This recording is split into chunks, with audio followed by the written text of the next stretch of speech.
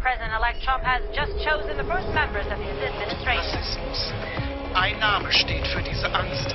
Steve Bannon, der neue Chefberater der בממסד היהודי פה מתנגד בחריפות למינוי שלו. The most dangerous political operative in America, and now advisor to the president. Hello, I'm Richard Gisbert, and you're at The Listening Post. Here are some of the media stories we're covering this week. Is this the new normal? The U.S. news media, Donald Trump, and the process of normalization. It's not just Angela Merkel's approval ratings that have fallen over the refugee story, so have the German media's. Some questions for the Swedish prosecutor who finally meets Julian Assange inside the embassy. Starting with, what took you so long? And burst mode. As I said last night, the cameras at the White House that got in the way of the story.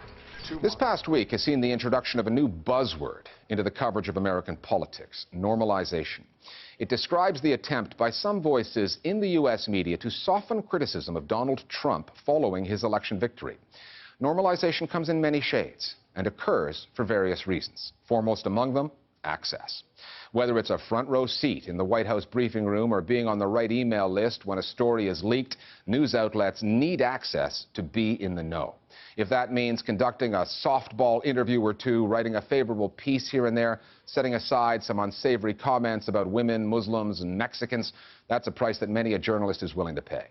Given Donald Trump's troublesome relationship with the mainstream media, he spent the last part of his campaign demonizing them. Many reporters within the D.C. Beltway are already wondering if they'll ever get the kind of access to the Trump White House that they've had under previous administrations. One of the president-elect's first hires was a far-right media operative, Steve Bannon, and he's no mere press secretary. He's Trump's new chief strategist. Bannon made his name running Breitbart News, a far-right news site which is popular with the kind of voters that the U.S. mainstream media have been accused of overlooking. This appointment says a lot about how Trump's administration will deal with the mainstream media and where this story is going. Our starting point this week is Washington, D.C.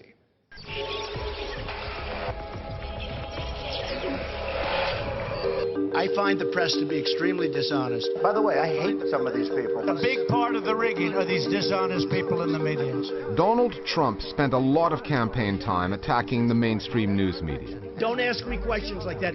You're not a very good reporter doing that. And the U.S. media don't get any more mainstream than 60 Minutes, In Mr. Trump's first television interview as a CBS institution for almost half a century. And his first post-election interview was different in look, tone, and content. In short, it was all quite normal. The 60 Minutes interview, I think, was fascinating as a media moment in the way in which everything was framed. He looked more statesman-like. The tone of the interview was very interesting. The interviewer, Leslie Stahl, fell somewhere between deferring to the president-elect.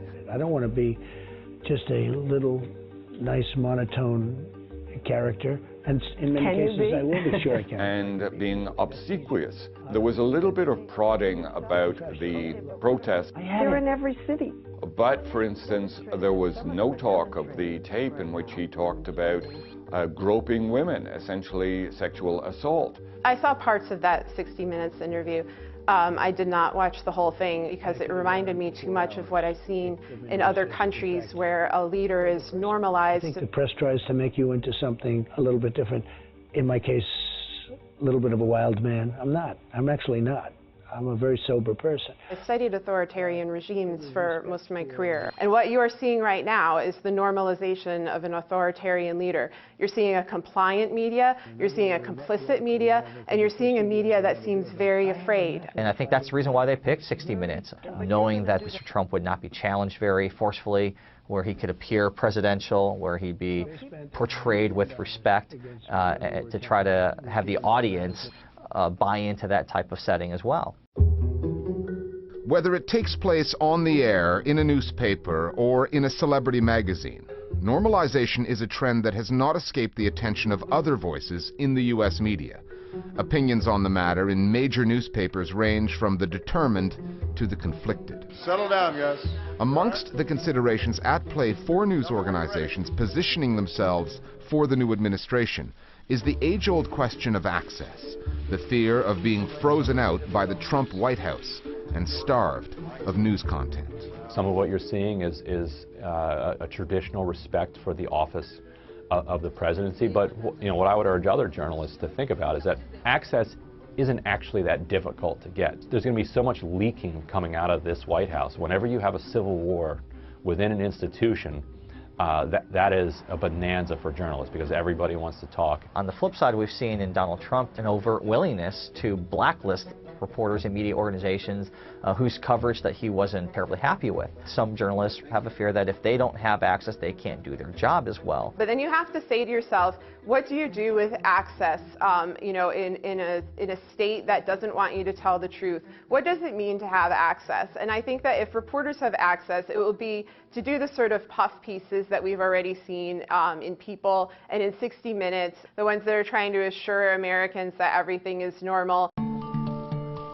The normalization narrative has crept in despite unprecedented criticism of an American president-elect, much of which is still coming from within Republican ranks. And the hope, they said in the 1960s, Glenn Beck, a former Fox News anchor, used to be the toast of the Tea Party and the far right of the GOP. Even Beck is saying that Trump's choice of Steve Bannon as his chief strategist is beyond the pale. If you know Steve Bannon's agenda and his vision of America, it's not pretty. Bannon ran Breitbart News, a platform that's popular with the Republican base, described as alt-right by some, far-right by others. And you don't have to dig deep into the site's archives to find headlines like these on racial and gender issues. Bannon understands the media game and the new media game probably better than anyone else alive. That's where Bannon's value is going to be. Bannon is a general. He's like the General Patton of media. You want him talking strategy. Breitbart is a power player on the right. There's no question about it. And the idea that their chairman is now a chief strategist at the White House tells you just how rapidly the media outlet has risen in power. However, we are in completely uncharted territory. There is a white nationalist, a white supremacist who is running strategy for the United States administration. Ryan Grimm runs the D.C. bureau for the left-of-center Huffington Post, while Mike Cernovich, a self-described American nationalist, is hugely popular among Trump supporters and the alt-right for his political views and media critiques that he posts on the web. I've gotten the suspicion, based on pictures I had seen of various crowds, that the media wasn't telling the full story. Steve Bannon led And their differing views of Steve Bannon, one's white supremacist being the other's General Patton, typify the increasingly polarized U.S. political landscape and the two media echo chambers, where too many Americans go, mostly online, to have their views reinforced rather than challenged. We are so divided now. People don't talk to each other, and that includes Democrats and Republicans. Most of what we read isn't really journalism, it's editorializing. A 24, 25-year-old blogger at the Huffington Post or the Washington Post, the blogger at the New York Times, they think they know everything about the world, so they don't talk to anybody. They just editorialize about the way the world is according to them and the way they believe the world should be. What journalists should do now is grit their teeth, do actual journalism, and they should leave their echo chambers and talk to the Americans who voted for Trump. We have never had a political situation in the U.S. like this, mainly because of the splintering of the media.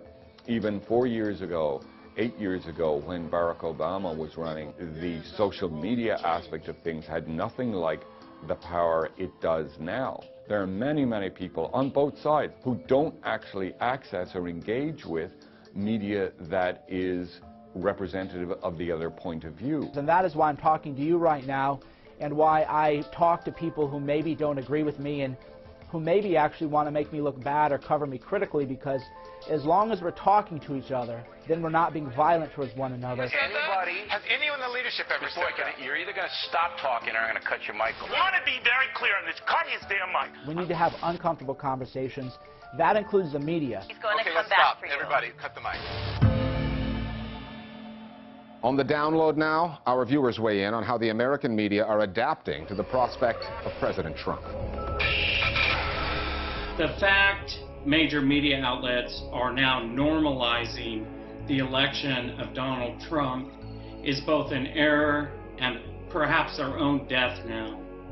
If editors at the New York Times or the Washington Post think they can somehow make a Trump presidency into something neutral, then they should resign. Media looked at the reality of what Trump was saying and thought that the absence of any real plan for economic recovery would overcome these vague statements of "I'll make all your dreams come true." So we understood the base. We didn't understand the strength of the emotional appeal to that base over reason and morality.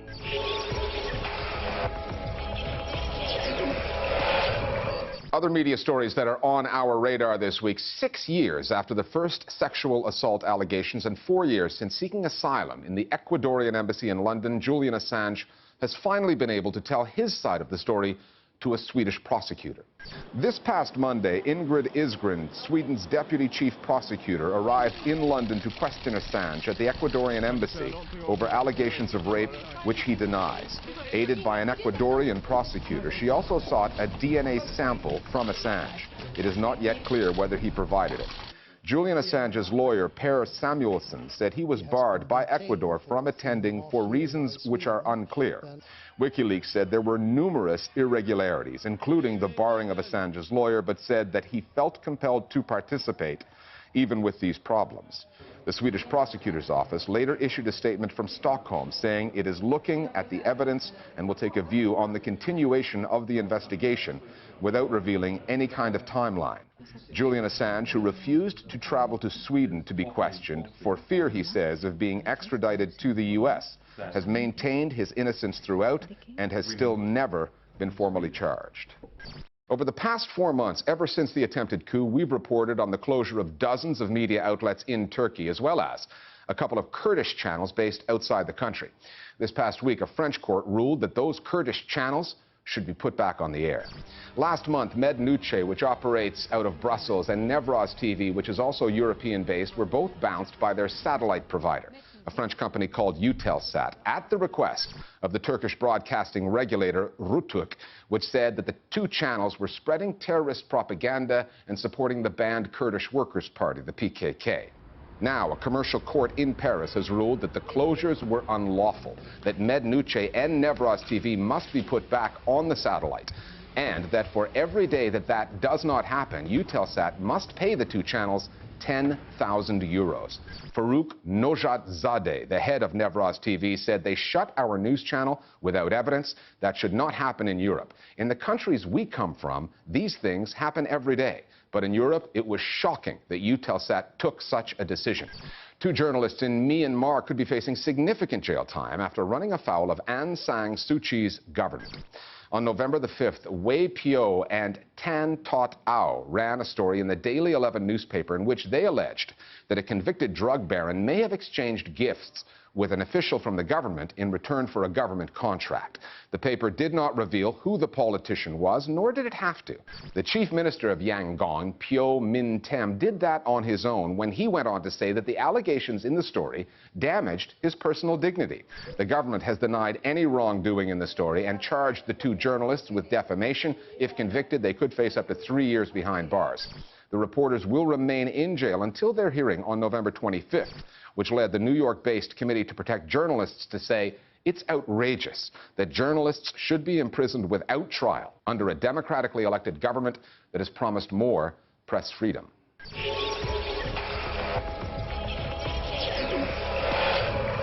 We began this program with a story on the growing mistrust Americans have for the mainstream news media there, and that is not a phenomenon limited to the U.S. Last year, when German Chancellor Angela Merkel announced that the country would take in more than 1 million refugees, headlines welcoming them dominated mainstream and social media. However, since then, Merkel's immigration policy has been criticized much more widely, and the media's coverage of the refugee story has been scrutinized much more critically. On the right, the anti-immigrant Alternative for Germany party has made historic gains, and it did so despite its leader accusing the news media of trying to minimize the party's exposure. The AfD's position is that public debate in Germany is managed by a media elite that uses political correctness against them, a view that resonates with some voters who feel their voices have been ignored. Many Germans see their press corps shifting from journalism journalism to activism. And the question becomes, is it the media's role to counter the populist rhetoric fueling the country's right-wing revival? The Listening Post's Marcela Pizarro now on the challenges of reporting on the rise of the right, this time in Germany.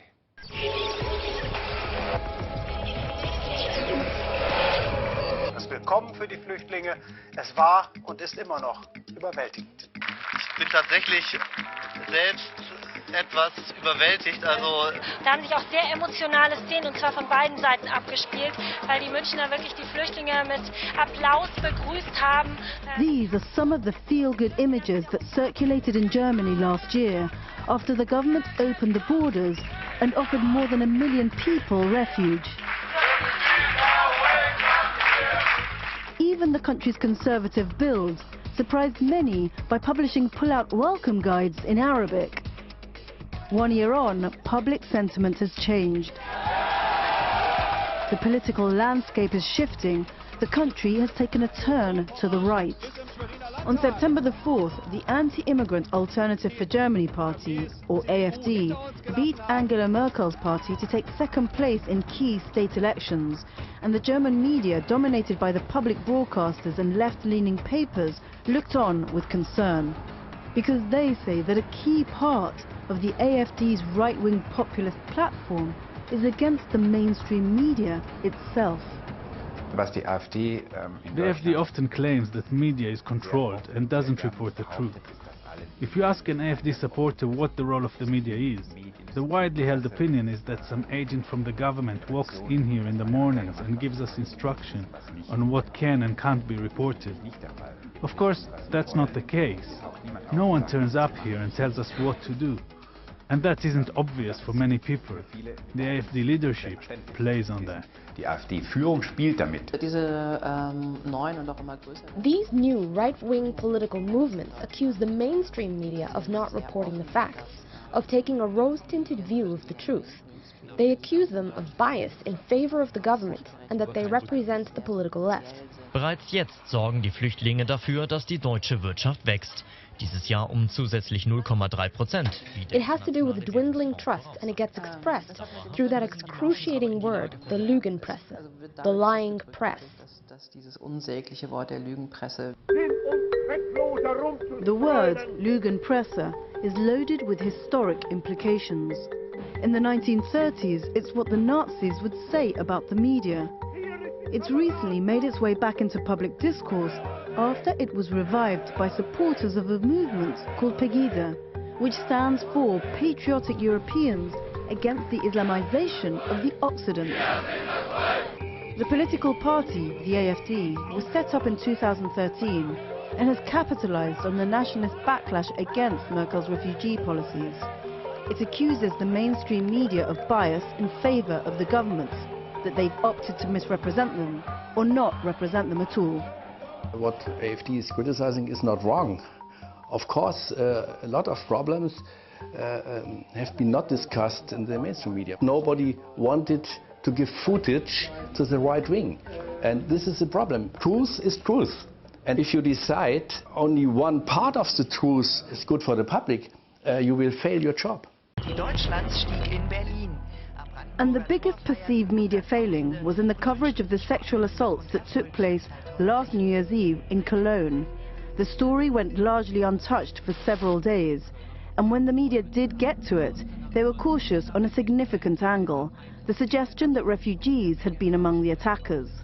It was a turning point, one in which the media's credibility took a hit. It was confirmation for many people that these refugees weren't simply people fleeing war, who we should take in. Rather, they are criminals who don't respect our women, don't agree with our German culture, and this was simply proof of all these prejudices and all these stereotypes.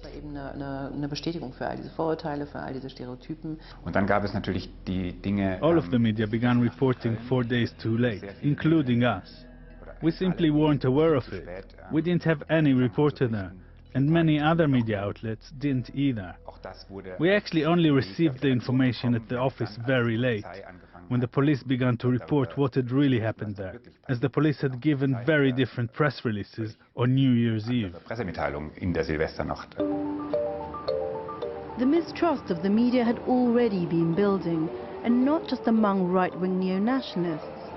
Even before the attacks in Cologne, the general public was expressing a concern that the media weren't giving them the facts on the refugee story. In a poll conducted last year by the Allensbach Institute, while a majority of Germans said they still trusted the media on most issues, more than 40% described the reporting on refugees as one-sided. And 53% of Germans questioned said they didn't believe the media were being straight about who the refugees are, their level of qualifications, and the number of women and children among them. That shift in how Germans see their media, with the majority of them doubting the journalism produced on the refugee story, has come largely at the expense of the public broadcasting networks, ZDF and ARD, which dominate political coverage. Trying to keep a lid on some of the populist rhetoric fueling the country's right-wing revival does not meet everyone's definition of journalism. But there's some history behind this, in which Germany's public broadcasters played a part. Guten Abend, meine Damen und Herren. After the Second World War, public service media played a central role in the process of denazification, an Allied initiative to rid German society, including the economy, judiciary and the press, of any remnants of National Socialist ideology. That sense of civic duty seems to have endured, but it's provoked some unease around the refugee story. The loss of trust can be attributed to the fact that when refugees started coming to Germany last year, the country went through a honeymoon period. We were celebrating our culture of hospitality. But the story moved on, and increasingly, the refugees became targets of criticism. Media hates complexity. Media likes and loves emotions. So the so-called welcome culture was fantastic for our media. It was romantic, it was idealistic, but it had nothing to do with the complexity of the problem. Nobody asked, what does 1 million people coming into Germany in a short term of time, what does it mean for the needs of integration? Nobody did ask this. And this is the reason why our media failed totally the discussion about migration. Public broadcasters disagree, and they disagree live, on air, on a regular basis. Wenn man also nicht der Meinung ist, dass alle Flüchtlinge Schmarotzer sind, die verjagt, verbrannt oder vergast werden sollten, dann sollte man das ganz deutlich kundtun, dagegenhalten. Because for these journalists, it goes much deeper, back to a haunting story Germany has seen before, one that they don't want to be telling again. And finally, despite going digital, professional news photographers still like the satisfying sound of that mechanism in their SLRs, their single-lens reflex cameras. And they don't produce it just once, like your camera phone. Set a DSLR camera onto burst mode, and those clicks come at a rate of 12 per second. Now, we're not sure just how many pictures news photographers took of Barack Obama and Donald Trump at their White House meeting last week, but it's got to be in the thousands. And many Americans were equally unsure of what the two men were actually saying to each other over the sound of all those shutters slamming open and shut. Then a lot of people jumped online to complain about that. But we're guessing that when all is said and done with the Trump story in 4 or 8 years' time, that the camera clicks might prove easier on the ear than the sound bites. We'll see you next time here at the Listening Post. We talked about foreign policy, we talked about domestic policy, and as I said last night, my #1 priority in the coming 2 months is to try to facilitate a transition that ensures our president-elect is successful. We want to do everything we can to help you succeed, because if you succeed, then the country succeeds. Please, sorry. Well, thank you very much, President Obama. This was a meeting that was going to last for maybe 10 or 15 minutes, and we were just going to get to know each other. We had never met each other. I have great respect. The meeting lasted for almost an hour and a half, and it could have, as far as I'm concerned, it could have gone on for a lot longer. I very much look forward to dealing with the President in the future, including counsel. He explained some of the difficulties, some of the high-flying assets, and some of the really great things that have been achieved. So, Mr. President, it was a great honor being with you, and I look forward to being with you many, many more times in the future. Thank you, sir.